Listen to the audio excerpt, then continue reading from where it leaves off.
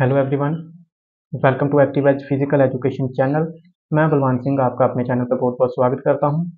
आज हम शुरू करने वाले हैं फिजिकल एजुकेशन का यूनिट नंबर 1 और जिसका हम सिलेबस कवर करने वाले हैं according to 2024-25। Okay, after that ये हमारे फिजिकल एजुकेशन का फर्स्ट चैप्टर है। तो आप लोगों को बेटा डरना नहीं है। कभी भी जो कुछ बच्चे ऐसे होते हैं जो 11th क्लास में फिजिकल एजुकेशन ले लेते हैं और बाद में वो डरते रहते हैं कि हमने फिजिकल एजुकेशन ले ली, पढ़ा नहीं जाएगा, नया सब्जेक्ट है, डर लगता है। ऐसा कुछ नहीं है, सब कुछ बहुत ही आसान होने वाला है हमारे चैनल पे। मीनिंग ऑफ फिजिकल एजुकेशन में जब हम देखते हैं physical and education, it's a combination of two words, physical and education. So before to know more things, firstly we will discuss one by one meaning of physical education, meaning of physical and meaning of education. जैसे आप लोग देख सकते हो, physical related to body, first ही एक ऐसा point है, छोटा सा एक कीवर्ड है फिजिकल के मीनिंग को जानने के लिए, that is related to body. अब बॉडी के रिलेटेड क्या हो सकता है?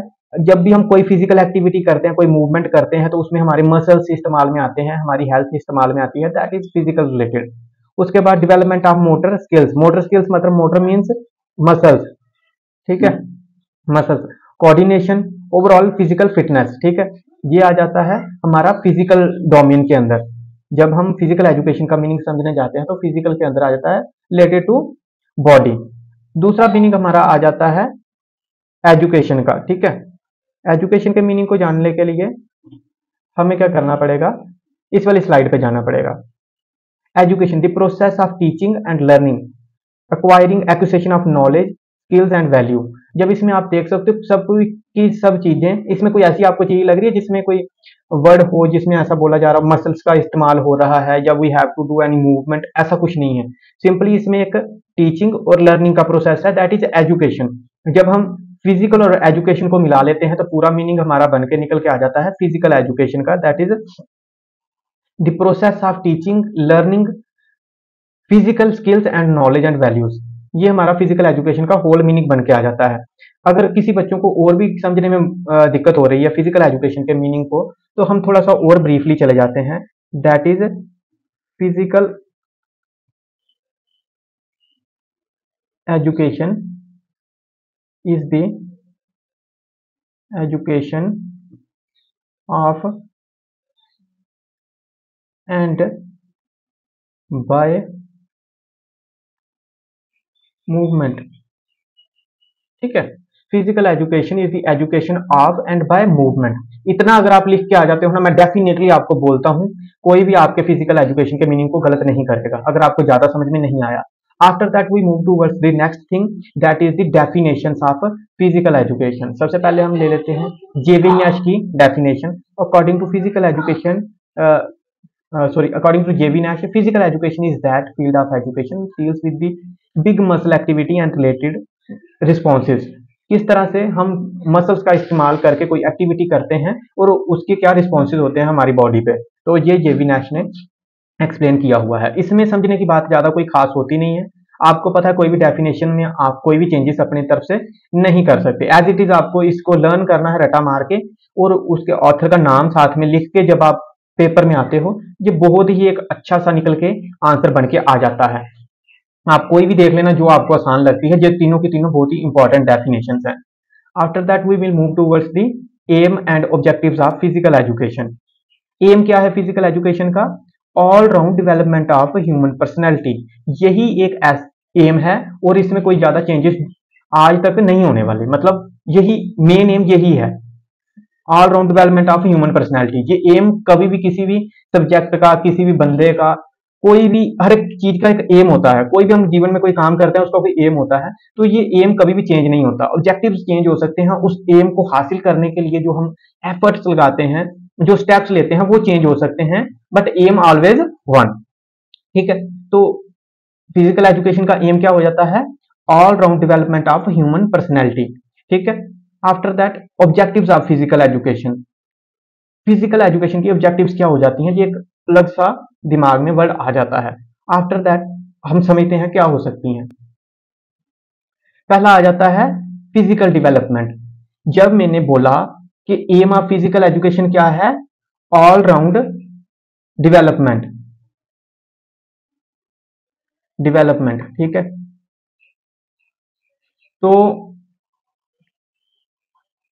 जब मैंने आपको बोला एम है फिजिकल एजुकेशन का ऑल राउंड डेवलपमेंट, तो ऑल राउंड डेवलपमेंट का मतलब क्या होता है, हम फुल्ली डेवलप्ड होने चाहिए, फिजिकली, इमोशनली एंड मेंटली, ठीक है। उसके बाद भी दो और हमारे आ जाते हैं मेन डोमेन्स हैं, बड़े अच्छे पार्ट्स हैं हमारी पर्सनैलिटी के, that is social development and spiritually development, ठीक है। ये भी बहुत अच्छे पार्ट हो जाते हैं। अभी हम इनको धीरे धीरे समझते हैं क्या है ये, ठीक है। सबसे पहले आ जाता है फिजिकल डेवलपमेंट। फिजिकल डेवलपमेंट में ज्यादा कोई बड़ी बात नहीं है, इसमें क्या है, cardiovascular endurance, muscular strength, flexibility, composition, enhance motor skills, coordination and various physical activities, okay. तो इसमें भी ज्यादा कुछ आपको ज्यादा अपना दिमाग लगाने की जरूरत नहीं है, मैं आपको एक कीवर्ड बताता हूँ। इसमें आपने क्या सोचना है कि हमारे बॉडी के जितने भी सिस्टम्स हैं, आप जो 6th 7th 8th से पढ़ते आ रहे हो, respiratory system, muscular system, nervous system, ये सारे हमारे फिजिकली डेवलप होते हैं, ठीक है। आफ्टर दैट आ जाता है हमारा इमोशनल डेवलपमेंट। इमोशनल डेवलपमेंट में क्या आता है, प्रमोट सेल्फ कॉन्फिडेंस। हम इमोशनली डेवलप होते हैं। फॉर एग्जाम्पल एक छोटी सी एग्जाम्पल देता हूं, हमें पता रहता है कि कब हमें हंसना है, कब हमें रोना है और कब हमें कैसा बिहेव करना है, that is emotional development. Mental development, cognitive, हमारे दिमाग से जुड़ा हुआ, problem solving, critical thinking, decision making हमारे में एबिलिटी आ जाना, दैट इज मेंटल डेवलपमेंट। हमारी कंसंट्रेशन में प्रमोशन हो जाती है। Focus to physical activity requires mental discipline. कुल मिला के हमारी मेंटल डेवलपमेंट हो जाती है, जैसे कोग्निटिव एबिलिटी आ जाना, प्रॉब्लम सॉल्विंग, डिसीजन मेकिंग, ये सब होने लग जाता है जब हम मेंटली डेवलप हो जाते हैं। ऐसा थोड़ी है कि हम एक इंसान है जो मेंटली डेवलप नहीं है बट हम उससे फुल्ली मतलब एक फुल पर्सनैलिटी वाला पर्सन बोल रहे हैं, ऐसा हो सकता है? ऐसा बोल सकते हो? बिल्कुल भी नहीं बोल पाओगे, क्योंकि ऐसा होता ही नहीं है। पागल इंसान को, जिसका दिमाग काम नहीं कर रहा, तो हम उससे कैसे बोल देंगे कि ये फुल पर्सनैलिटी वाला इंसान है। उसके बाद हम चलते हैं नेक्स्ट स्लाइड पे। ये आ जाती है हमारी सोशल डेवलपमेंट। जब हम ग्रुप ऑफ पीपल के साथ होते हैं तब हम किस तरह से बिहेव करते हैं इन टीम, ठीक है। हम सोसाइटी में किस तरह से बिहेव करते हैं, हम घर में किस तरह से बिहेव करते हैं, और हर जगह पे हमारी सोसाइटी चेंज हो जाती है। स्कूल में हमारे स्कूल फ्रेंड्स हैं, उनकी सोसाइटी अलग है, टीचर के साथ हम रहते हैं, उनकी सोसाइटी अलग है। जब हम पढ़ते हैं, जब हम खेलते हैं, तो डिफरेंट डिफरेंट टाइप पे हमारी सोसाइटीज चेंज हो जाती हैं, that is the social development. हमें कौन सी सोसाइटी में किस तरह से बिहेव करना है, that is social development. After that आ जाता है spiritual development. Physical activity leading a deeper connection with one self and the world. जब हम फिजिकल एक्टिविटी करते हैं तो हमारी बॉडी के साथ, हमारे दिमाग के साथ एक बड़ा अच्छा कनेक्शन बन जाता है। हमें पता रहता है कि हमारे लिए क्या अच्छा है, हमारे लिए क्या गलत है। तो ये भी स्पिरिचुअली डेवलपमेंट भी हमारी किसमें होती है, फिजिकल एक्टिविटी के थ्रू हो जाती है। जब हम देखते हैं फिजिकल एक्टिविटी, जब हमने इधर देखा, हमारा एम क्या है, all round development of human personality. All round development of human personality जब हमने देखा, तो इसको पूरा करने के लिए हमने कौन कौन से स्टेप लिए, दैट इज फिजिकल डेवलपमेंट, ठीक है। उसके बाद हमारा कौन सा एक ऑब्जेक्टिव आ जाता है, mental development, emotional development, social development and spiritual development. ये 5 ऑब्जेक्टिव्स आ जाते हैं, ठीक है। एम और ऑब्जेक्टिव हमारा क्लियर हो गया, मीनिंग हमारा क्लियर हो गया। उसके बाद ये कुछ ऑब्जेक्टिव्स हैं according to different different authors, different different हमारे एजुकेशनिस्ट, फिजिकल एजुकेशनिस्ट, ठीक है। उन्होंने ये अलग अलग हमारे ऑब्जेक्टिव्स दिए हैं। कई बार आपको क्वेश्चन आता है कि according to Charles Bucher, according to J B Nash, इनमें ज्यादा कोई साइंस की बात नहीं है, बस इनके आपको ये नाम याद रखने हैं। ये ऑब्जेक्टिव टाइप में पूछा जाएगा, बट आपके मेन ऑब्जेक्टिव यही रहने वाले हैं, physical development, mental development, social development, emotional, ठीक है, एंड स्पिरिचुअल, ठीक है, स्पिरिचुअल डेवलपमेंट। यही हमारे मेन 5 ऑब्जेक्टिव होने वाले हैं। आफ्टर दैट ये आ जाते हैं कुछ और हमारे ऑथर्स, ये 5 ही हैं, ठीक है, जिनके अकॉर्डिंग आपको थोड़ा सा याद करना है। अगर आप करते हो तो भी वेल एंड गुड, अगर नहीं भी करते हो आप इनको छोड़ सकते हो, इतना टफ मतलब इंपॉर्टेंट नहीं रहता। मेन आपको 5 आपके जो मेन आपको अभी मैं समझा चुका हूं वो आपको आते होने चाहिए हर टाइम, ओके। उसके बाद हम आ जाते हैं development of physical education in India post independence, आजादी के बाद फिजिकल एजुकेशन को बढ़ाने के लिए इंडिया में क्या क्या स्टेप्स लिए गए। इसमें आपको ज्यादा कुछ नहीं करना है। अगर मैं आप लोगों को इसकी भी पूरी पूरी एक्सप्लेनेशन देने लग जाऊं और इसके बारे में आपको पूछने लग जाएं पेपर वाले, तो आपका एक जो बेसिक रिक्वायरमेंट है ना फिजिकल एजुकेशन को पढ़ने की, वो कभी भी पूरी नहीं होगी। तो सबसे पहले क्या आ जाता है हमारा ताराचंद कमेटी 1948। इसमें मेन क्या है, आपको ये स्कीम्स के नाम याद रखने हैं और इनकी डेट्स याद रखनी है। मैं इसको होल्ड करूंगा, आप स्क्रीनशॉट ले लो। अगर नहीं लेने, आप हमारा व्हाट्सएप ग्रुप ज्वाइन कर लेना कम्युनिटी, और उसमें आप इस पूरी पीपीटी को डाउनलोड कर पाओगे। ओके, ये आ जाती हैं। नेक्स्ट ये स्कीम है राजकुमारी। इसमें आपको इस तरह से क्वेश्चन आ सकता है, राजकुमारी स्कीम क्या है और किसके रिलेटेड है। तो राजकुमारी कोचिंग स्कीम है जो 1953 में बनी हुई है। All India council, Indian Olympic association, ठीक है, एनआईएस कब बना, ठीक है। उसमें क्या आ जाता है, Arjun award, sports authority of India, Dronacharya award, ठीक है, ये आ जाता है। ये आपको ऐसे की ऐसी स्कीम्स याद करनी है और बस हो जाएगा। After that changing trends in sports, playing surfaces, wearable gears, sports equipment, technology advancement. Simple सी बात है, चेंजिंग ट्रेंड का मतलब क्या है, किस तरह से ट्रेंड चेंज हुआ है स्पोर्ट्स में, किस तरह से डेवलपमेंट हुई है स्पोर्ट्स में। आप देख सकते हो मैंने यहाँ दो पिक्स लगा रखी हैं, इसमें किस तरह के पहले ग्राउंड हुआ करते थे पुराने टाइम पे और अभी किस तरह के होते हैं। पहले मिट्टी के थे, अभी सिंथेटिक के हो गए हैं, ठीक है। यही चेंज है, ट्रेंड में इस तरह से ही चेंजेस हो रहे हैं। उसके बाद आ जाते हैं वेयरेबल गियर्स, किस तरह से जो हम जैसे आज स्मार्ट वॉचेस हैं, ठीक है, ब्लूटूथ डिवाइसेस हैं, पूरा आपका डाटा स्टैटिस्टिक्स आपकी हार्ट रेट को बता देते हैं, फिटनेस लेवल को बता देते हैं, वेट गेन, कितना वेट आपने लॉस किया, ये सारा आपको आपके वेयरेबल गियर से पता चल जाता है, कुछ जो आपके इक्विपमेंट्स हैं, ठीक है। उसके बाद स्पोर्ट्स के इक्विपमेंट में किस तरह से डेवलपमेंट हुई। It is important to achieve the high level performance in competition but they must be properly protected, improving safety, technique equipment, training equipment help athlete target certain area they wish to improve and train smarter। Simple सी बात है, sports equipment आप अगर देखो ना daily basis पे कुछ ना कुछ आज के टाइम पे रिसर्च हो रही है रिलेटेड टू फिजिकल एजुकेशन। तो जब हम बात करते हैं स्पोर्ट्स इक्विपमेंट की, तो स्पोर्ट्स इक्विपमेंट को भी हमें डेली बेसिस पे इन पे भी एक रिसर्च हो रही होती है कि किस तरह से हम एक ऐसा इक्विपमेंट बनाएं जिससे हमारे प्लेयर को भी ज्यादा कोई दिक्कत ना हो और अच्छे से अच्छे परफॉर्मेंस निकल के आए। इसलिए पुराने टाइम पे अगर आप लोगों ने कहीं देखा होगा तो बैट का वेट बहुत ज्यादा होता था, हॉकी किस तरह से हुआ करती थी, ये इस तरह से है, ठीक है। लाइट वेट होते जा रहे हैं बैटिंग। अब देखो पहले हम खुले ग्राउंड में क्रिकेट खेलते थे तो प्रैक्टिस करने के लिए हमारे पास कोई स्रोत नहीं होता था। जब हमने एक नेट आ चुका है, एक ऐसा नेट है जिसको आप घर पे लगाते हो और बैटिंग कर सकते हो और बॉल भी कहीं ज्यादा दूर नहीं इसमें जाती। स्मार्ट वाटर बॉटल्स आ गई हैं, आपको बताती रहती हैं कि अलार्म बजते हैं उस बॉटल में कि कितने टाइम पे आपने कब कितना पानी पीना है, ठीक है, इस तरह से। उसके बाद टेक्नोलॉजी एडवांसमेंट, यही है, वही इक्विपमेंट में किस तरह से, वीडियो में किस तरह से, automatic ball strike system, wearable sports technology, ये सिंपल यही है कि किस किस फील्ड में किस किस तरह से आपकी एडवांसमेंट हुई है। तो आप लोग अगर ज्यादा ना कुछ सोच के आप एक सोच लो, ग्राउंड्स को ले लो, ठीक है। दूसरा आप देख लो इक्विपमेंट ले लो, दूसरा इक्विपमेंट ले लो और बस आप ये दो चीजें देख लो और इन्हीं पे अगर आप लिखना चाहो तो बहुत अच्छा लिख के आ सकते हो। ये पीपीटी आपको मिल जाएगी और आप इसको पढ़ सकते हो। उसके बाद आ जाता है हमारा career options in physical education. पहला एक ऐसा टाइम था जब एक इंसान था वो अच्छा खेलता था, जब उसकी परफॉर्मेंस डाउन हो जाती थी उसके पास कोई भी चारा नहीं रहता था जीवन में कुछ करने के लिए। बट आज ऐसा कुछ नहीं है, जब भी वो रिटायर होता है किसी भी गेम एंड स्पोर्ट्स से तो वो कोचिंग के करियर में अपना कोचिंग के फील्ड में अपना करियर बना सकता है। टीचिंग के फील्ड में हम जैसे अभी मैं पढ़ा रहा हूँ तो मैं भी एक स्पोर्ट्स पर्सन रहा हूँ बहुत अच्छा, तो हम टीचिंग में भी अपना करियर बना सकते हैं। परफॉर्मेंस रिलेटेड मतलब कोचिंग करेंगे परफॉर्मेंस को इम्प्रूव करने के लिए, परफॉर्मेंस को चेक करने के लिए और परफॉर्मेंस एनालिसिस के लिए हम करियर अपना बना सकते हैं। आफ्टर दैट आ जाता है एडमिनिस्ट्रेशन रिलेटेड, इसकी देखभाल करने के लिए, जैसे हर एक, जैसे हमारे स्कूल्स में प्रिंसिपल होते हैं, टीचर्स होते हैं पूरे एक स्कूल को चलाने के लिए, उसी तरह से स्पोर्ट्स की ऑर्गेनाइजेशंस को चलाने के लिए भी हमें स्टाफ चाहिए होता है, तो वहां जा सकते हैं। ठीक है।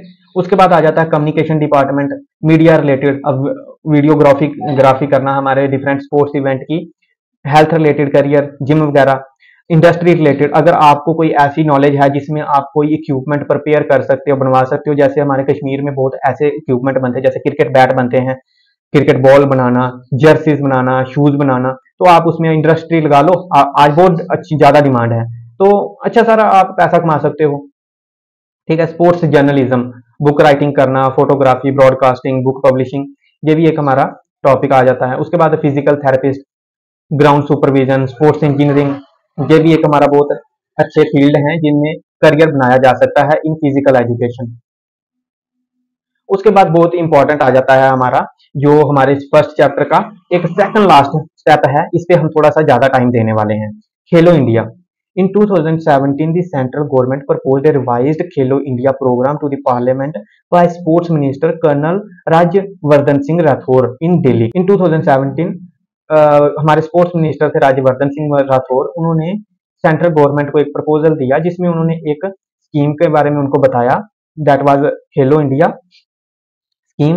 2018 में प्राइम मिनिस्टर मोदी इनॉग्रेटेड खेलो India school games eight open. 2019 खेलो इंडिया स्कूल गेम्स का नाम चेंज करके खेलो इंडिया यूथ गेम्स कर दिया गया। ठीक है। उसके बाद आ जाता है aim of Khelo India program. Khelo India program has been introduced to revive the sports culture at the grassroots level by building a strong framework for all sports players in our country and establish India as a great sporting nation. The primary objective of this scheme is to promote sports for all. This scheme is a merger of three schemes: Rajiv Gandhi Khel Abhiyan, Urban Infrastructure and National Sports Talent Search Scheme. ठीक है। ये तो M क्या था? Revive करना sports culture in India at grass root level by building a strong framework. ठीक है। ये एक इसका एम था, ग्रास रूट लेवल से फिजिकल एजुकेशन को रिवाइव करना। उसके बाद आ जाते हैं verticals. Verticals of Khelo India. इसमें ये 12 के 12 हैं, इसमें से आपको 4 वर्टिकल लिख के दिए जाएंगे और एक एक्स्ट्रा में कुछ उसमें डाल दिया जाएगा और आपको बोला जाएगा find out the odd one. ठीक है। तो इसमें आपको ये 12 हैं, आपको ये काउंट करके रखने 1 2 3 4 5 6 एंड 6 12। ओके। सो ये सारे 6 हैं। Play field development, community coaching development, state level Khelo India centre, annual sports competition, talent search development, urbanisation, sports to national regional sports academies, physical fitness of school childrens, sports for women, promotion of sports among people with disability, special students के लिए भी games का होना, sports for peace and development. ये as it is आपको याद करने हैं, इसमें कोई चेंजेस नहीं कर सकते। ये 12 वर्टिकल्स हैं खेलो इंडिया के, आपको ऐसे के ऐसे ही लर्न करने हैं। Promotion of rural and indigenous games. उसके बाद आ जाते हैं कुछ की फीचर्स, आप इनको पढ़ लेना। हाँ, इसमें एक इंपॉर्टेंट है, एवरी ईयर 1000 स्टूडेंट प्लेयर्स पूरी इंडिया से सिलेक्ट किए जाते हैं, उनको एनुअली 5 लाख की इनकम स्कॉलरशिप दी जाती है कंटिन्यूसली फॉर 8 ईयर्स। ये भी एक आपका ऑब्जेक्टिव टाइप यहाँ से बनता है। ठीक है। ये की फीचर्स हैं, आपको पढ़ लेना, मैं पीपीटी आपको प्रोवाइड करवा दूंगा। उसके बाद ये प्रोग्राम कॉस्ट, अभी तक इसमें कितना खर्चा हो चुका है ये आपको अभी मैं बोलता हूँ कि इतना जानने की जरूरत नहीं है, पढ़ लेना, आप लोगों के लिए इंपॉर्टेंट है। Fit India movement. Fit India movement का ना मैं आपको बस ये 4 पॉइंट है। To make aware every fit India movement. एक मूवमेंट का मतलब समझते आप? अभियान, एक ऐसा अभियान जो इंडिया को फिट बनाए रखने के लिए काम में आता है। To make aware every student of the school, college, university, panchayat, village, aware करना सबको गेम्स और स्पोर्ट्स के लिए, मोटिवेट करना, spread awareness to encourage students. तो ये इसमें क्या था, इसके यही मेन पॉइंट्स हैं फिट इंडिया मूवमेंट के। ठीक है। Fit India movement is the nationwide movement in the India to encourage motivate people to remain healthy and fit, including physical activity and sports in their daily life. Daily life में हमें कोई ना कोई activity अपने life में add करनी है जो कि हमें हेल्प करेगी फिट रहने के लिए। इसको किसने स्टार्ट किया हुआ है? Honourable prime minister Shri Narendra Modi at Indira Gandhi Stadium in the New Delhi. The mission of the movement is to bring behavioral changes and move towards the more physical fit lifestyle. Okay, ये objectives तो हम already कर चुके हैं. So thank you for today.